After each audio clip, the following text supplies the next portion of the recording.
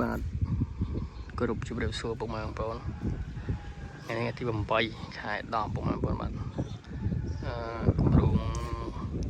ផ្ទះល្បែងនេះខ្ញុំបានចូលមើលការងារក្រុមជាងរបស់យើងខ្ញុំសាងសង់គម្រោងផ្ទះល្បែងជូនអតិថិជននៅខាងទំនប់កប់ស្រូវក្រោយវត្តពុនភ្នំបងប្អូនក្រោយថ្លៃរ៉េផ្ទះទំហំ5 x 15 ម៉ែត្របងប្អូនតម្លៃ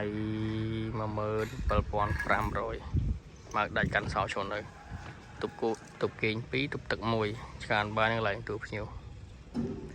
ការងារយើងបាន10ថ្ងៃជាងហើយដូចជា12ថ្ងៃ13ថ្ងៃហើយសាច់ការងារអញ្ចឹងបានប៉ុណ្្នឹងហើយបងប្អូនបានឡើងរៀបអញ្ចឹងឥតឡើងហើយតែនេះក្បាត់ត្រឹមក្បាត់យើង2ជាន់បងប្អូនត្រឹមក្បាត់20ណា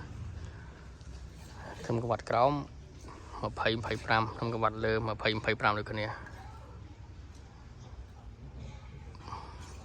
ប្រភេទតែល្បីបងប្អូនពុកម៉ែបងប្អូនណាមានដីឡូ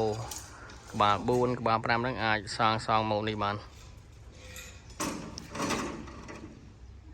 បងប្អូនឥឡូវការងារយើងបានប៉ុណ្្នឹងហើយចាំយើងមកអាប់ដេត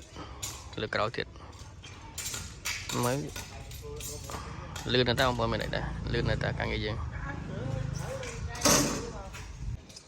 បងប្អូនជួបគ្នានៅវីដេអូក្រោយនេះអាប់ដេតបានប៉ុណ្ណេះជូនពុកម៉ែបងប្អូនមើលពុកម៉ែបងប្អូនមានតម្រូវការសាងសង់អាចទៅមកខាងបងប្អូនបានលេខទូរស័ព្ទ098 511 799លេខ Telegram ចាំដាក់ក្នុងវីដេអូជូនពុកម៉ែបងប្អូន